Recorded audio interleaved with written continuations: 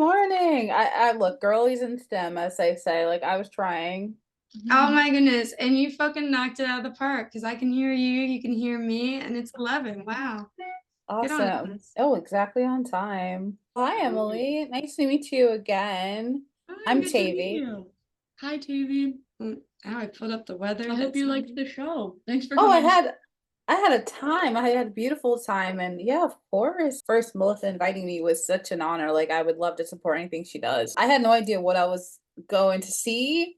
And I was Yeah. going through so much this month that I knew it had to do with Shakespeare, but I didn't like remember like really what it was. So when I first got there and you all introduced what I was about to see, I was like, oh, this is gonna be fun. And then I was cracking up the whole time. I didn't even know if I was supposed to be laughing so much, but I had a blast for sure. Yeah. Guess we'll just get started. And your name's Emily, right? It's me. Hi. Okay, great. Just want to make sure I don't forget. Can you introduce yourself a little bit and tell us about your past acting experiences? Yes, can do. So my name is Emily Conlin. I'm an actor and collaborator for Shakespeare Translate the Complete Works, full title. And I've been acting for a while. It definitely started with theater camp, like summer camp situations. I had been just trying to spend as much time with my older sister as possible because I am obsessed with her. Aw. So I wanted to do any camp that she did. So I started at a local theater camp when I was, I think, just at the entering age, which was 6. And then I had done pretty much everything that she had done. She had joined a Shakespeare Society when she was in 7th and 8th grade. And so when I was in 7th and 8th grade, I was like, yes, I will also be doing that. And that's definitely where my love of Shakespeare specifically like came alive. And then I also went part-time to a performing arts high school. Well, a high school that had a performing arts program. And then Melissa and I met together at Pace University, where we were both pursuing theater degrees. I had a BFA in Wow. acting, Melissa a BA in directing with the International Performance Ensemble. So we we had been working together for a while, actually. Yeah, I'm so glad you knew my whole title so then I didn't have to say it. I love that. It's like that's a mouthful. The PACE International Performance Ensemble. That's Yeah. part of the Sands College, Yeah. previously the Dyson School of Arts and Science. Go Pace Setters. Wow, that sounds amazing. I have no realm of knowledge when it comes to acting and the processes that go into it. So, congratulations on your degrees and your experience. And that's awesome to hear. I had no idea that you would have been acting since you were so young. So you know what you're doing, and it's a real passion of yours since it actually comes back around now that you're doing this performance. It's so cool. Sev, Tavy, Hi. Sev. Nice to see you again. Oh my gosh. Hi, Yeah. I'm Taivy. I did attend your performance. It was really good. I'm glad you're here to chat with us. I'm glad you had fun. Hell yeah. Oh, I had a time. Oh man. I was watching both of you like this is amazing. Aw. I really am impressed by anyone's ability to perform, put on a show and Mhm. hold the character well. Thanks for coming out. Of Yeah, course. thanks for coming and supporting. Can you introduce yourself and tell us about your past acting experiences? Yeah, I'm Severin Willander. And yeah, past acting experiences. I did a bunch of theater for a while, but I always felt kind of like a fraud when I was doing acting roles because I'd be in plays where people would like research roles and I wouldn't want to do that and I'd try to find ways to play games. So then eventually I went to clown school in France, this place taught by this old guy, and got bullied for like 9 months there. It was really fun, but I guess if you want like roles and stuff, I acted in this thing called Camp Half Blood in like Prospect Park. I did some weird experimental political theater. It was called Wifey. That was in like 2019. I've done a bunch of weird immersive stuff with these people. They're called Dread Knight Productions. This like huge, beautiful mansion on an old Guggenheim estate. The last show we did was called The Birthday Party, and the one before that was Asylum, a love story where I played a guy that thought he was a squirrel. But yeah, mostly now it's just going in this route, just trying to do weird nonsense stuff. Last year I did some random character when I opened for my musician friends. I did like a 20-minute clown set as this guy that was Albert Einstein's horny son. And then yeah, I've been doing more and more goofy stuff like this. Oh wow. No, That's wonderful, Seb. Thank you for explaining all of that. It sounds like you kind of just jump right into anything, and that's okay. I personally feel like everyone has different methods of how they, go through their passions, and if you're good Yeah. at it, and if you like it, if your way is not to study up and just jump right into it, that's also a beautiful thing. It's fun to play. Right. Before we continue, I just want to formally introduce myself. I'm so sorry. I just jumped right into it. Like, answer the questions. I'm Taivy. I'm a good friend of Melissa. Her older sister, Catherine's one of my best friends, and she invited me to see your show.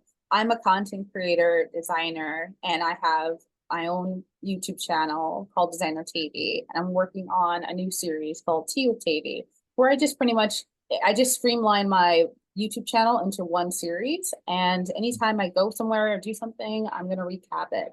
And I also used to have a podcast, so I'm a conversationalist, so I really wanted to talk to you all, not just blog about the show, but maybe get some more insight with your team. So right now you're in a little casual interview with me, and I'm just grateful I got the chance to talk to you. So I didn't want it to be like, oh, who is this random lady talking to me?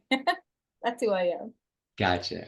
Cool. Yeah, I just want to catch you up. Melissa, please introduce yourself too. I want to make sure that's clear. We didn't do it yet, Who Melissa. are you? You don't know who I am. I'm Melissa Engel. I am the director of Shakespeare Translate the Complete Works. I have the privilege of working with these two silly, amazing clowns and humans and getting to just discover things in the room and create a show alongside them. A lot of my training came in devised theater, so I'm very open to a collaboration room and saying, all right, instead of me telling you what to do in this moment, let's really sit here, let's work together so we can really get to the core essence and feeling of this play and really make theater worth coming into. Theater that someone's like, oh God, I gotta sit there for 90 minutes after I go on some L train to the Q to the double R and try to make things worthwhile. Experience at Pace University alongside Emily Conlon. Go Setters. Go Setters. Sophomore year. And I remember being very embarrassed. Like, oh. Because other people came in with the idea of the joke and they're like, well, you can't tell the joke after your first year. And you're like,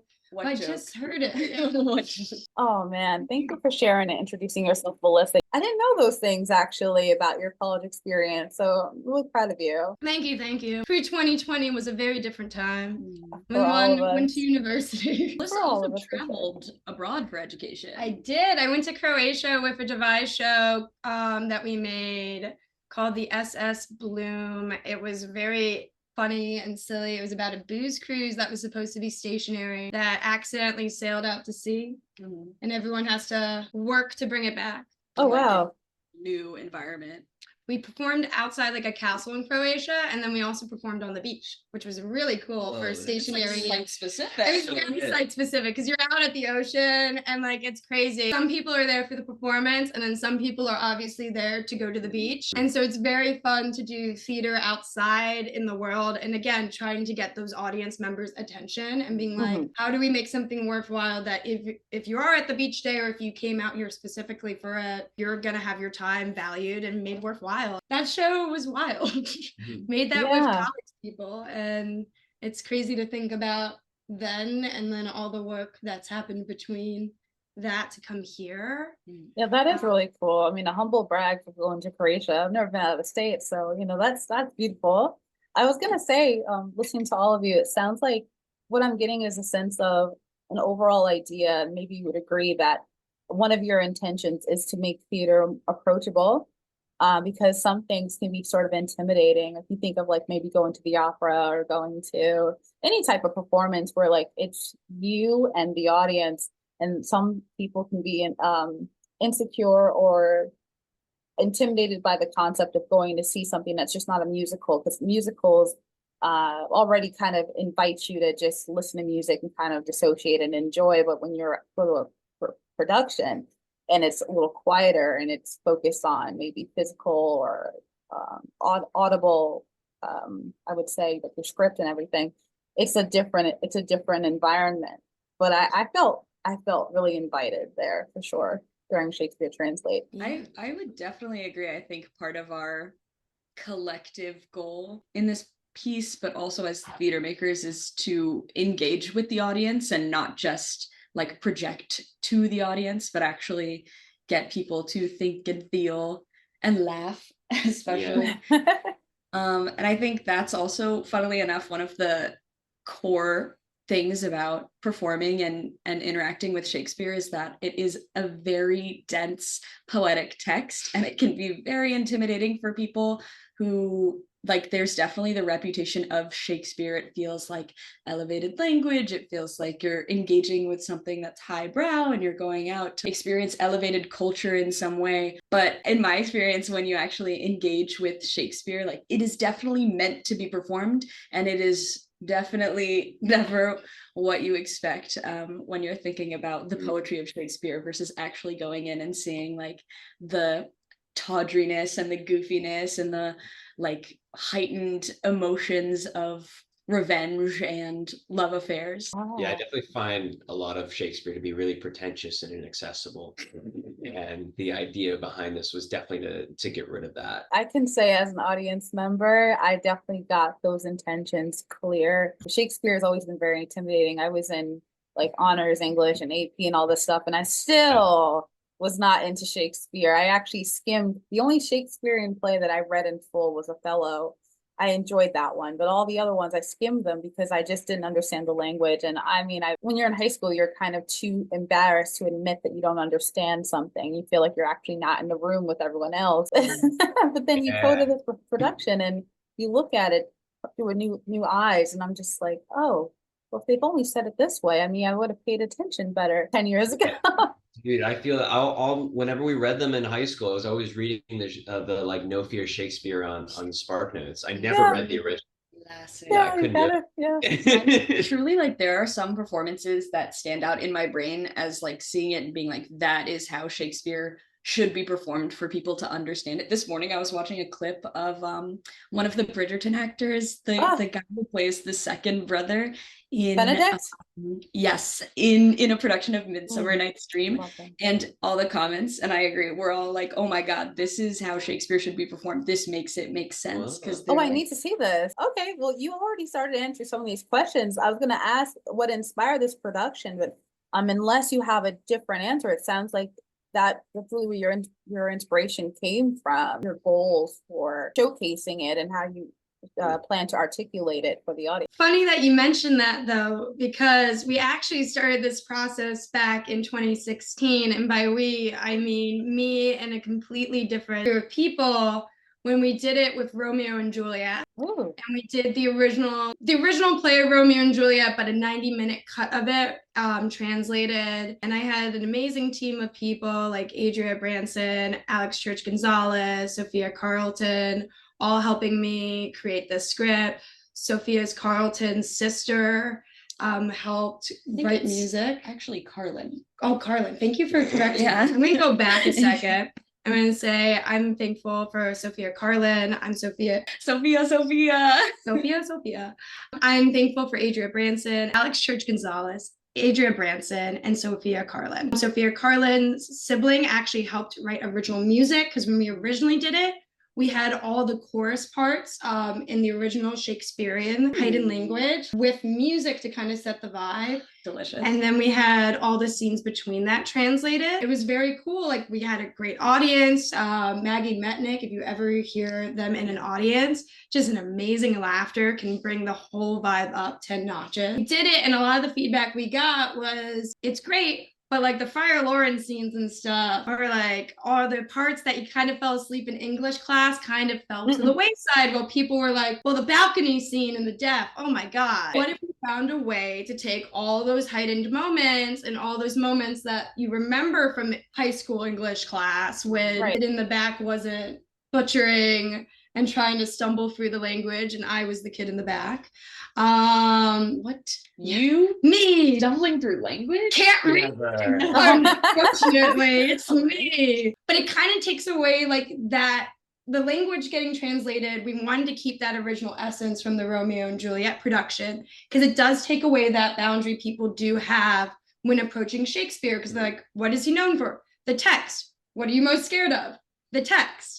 What if we can take those two, find a weird gibberish exercise like in acting to merge them together and make it fun again, make it new and exciting, where people aren't scared about being academically correct, but are more like, oh, I remember that, I remember this, or I just learned this is the new feeling. Like Anthony and Cleopatra has a boat fight. Not many people know that coming into the show, but I think when you leave our show, you know now what it feels like to go to war, and I can say that successfully.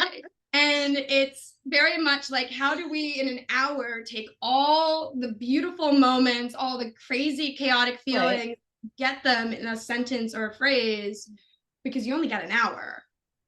Yeah, that's true. And that's what we did here when we met up, and Sev's like, I want to go to Fringe, and we're like, I think we should take this book off the shelf, dust it off a little bit. And then while we were uncovering it, we brought Emily along route, and it's been such a blessing, because Emily hasn't mentioned this, but Emily was a Shakespeare. She mentioned that she was part of the society, but she did not name it.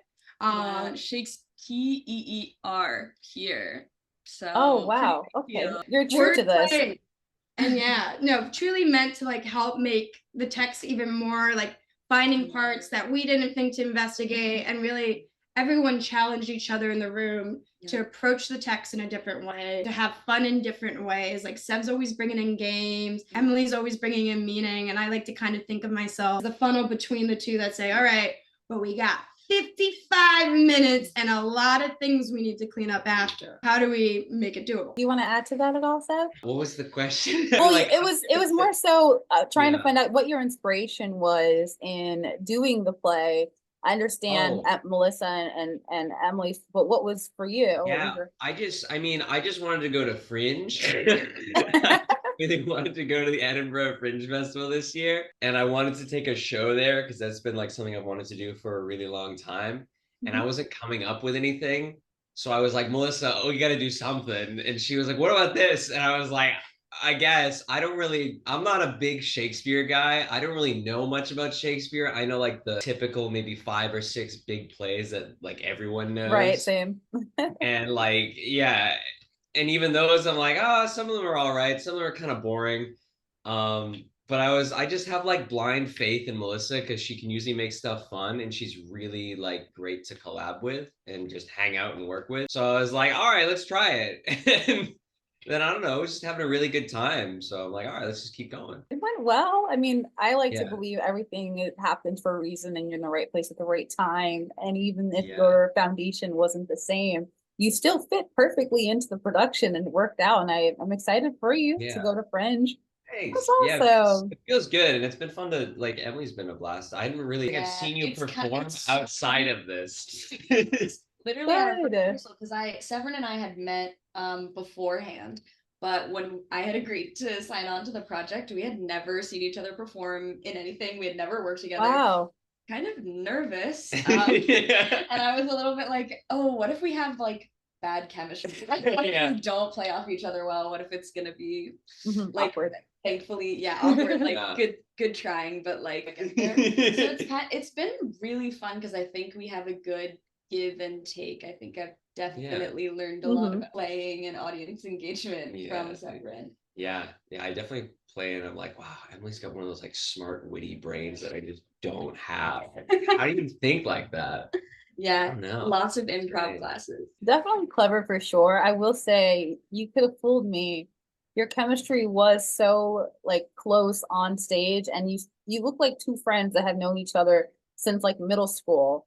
And it's like, oh, this is my buddy, and we're just going at it. And it was beautiful. I like when I can see two actors together and the chemistry feels palpable there. So you don't have to worry about that. You guys play off each other very well, for sure. Let me be the validation there. Yeah, I think definitely getting to do a piece where we're both also contributing to what is like what we're choosing to what scenes we're doing and what like things we're associating with the scenes definitely helps because we're like putting bits of ourselves into it as well. Really useful too. There's sometimes I was like doing scenes or whatever, and I'm like, I don't know what I'm saying here. And Emily's like, all right, so this monologue is exactly, she like knows immediately everything. It took me like hours and hours to find like what is Cymbeline? And like, what is this monologue? And Emily's like bringing it, she's like, well, she's Oh, so camping they're in this chorus, monologue. I'm like, yeah. what do you mean? How did you know that? I was so proud that I knew who this character was. Funny because sometimes I can see Severin's eyes like glaze over, and I'm like, do you want to talk about what's happening in this scene? And then there are other times where I'm like, okay, I don't know. I know what's happening intellectually in the scene, but what about what we're doing is going to be fun for the Right, audience? it's beautiful. Having the built-in guidebook does help when your partner's like, hey, by the way, this is what this is. Let's set the scene up. So that for me, I would love that if I was an actress, if my person on stage with me was a little bit more informed than I was, because then I'd have complete faith in them to guide me. But then when we also come together and we're like, well, how do you want to make this our thing? I think you've got that combination, that equation figured out.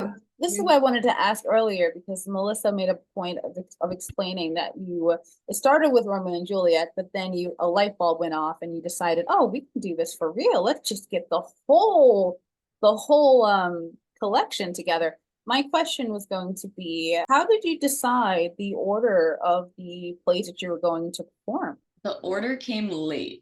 Yeah, I did a lot of that. Yeah, Severin pulled through. Yeah. So there was like, we for a long time had it all kind of in release order. And I was just, we'd do rehearsals and I was like, this is going to make no sense. Like, it's going to jump from thing to thing that has no flow or anything. So I was like, all right, a lot of these kind of have similar themes. And I really looked at it like it was like a playlist. Because like, I'll make like a bunch of playlists for myself and I'm like trying to make things flow. So I was just thinking about that. So I had like a couple days off of work one time back in April, which was surprisingly not that long ago. Oh, this like April. early April. And I was like, all right, we gotta do this. Also, like half the plays didn't even have scenes. Some of them were like, we'll probably put this scene in here. And then some of them were like, there's like 3 options for scenes. Then there were a few that were just nothing. It was like, all right, we gotta pick a scene. And some of them were so long. Yeah. So...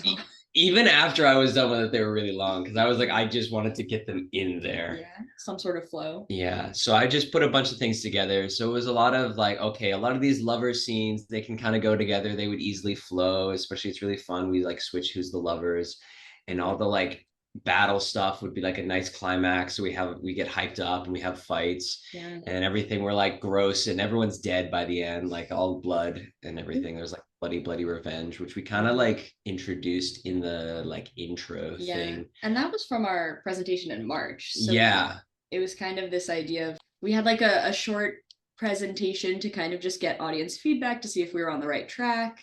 And that's when we wrote the original intro that you saw.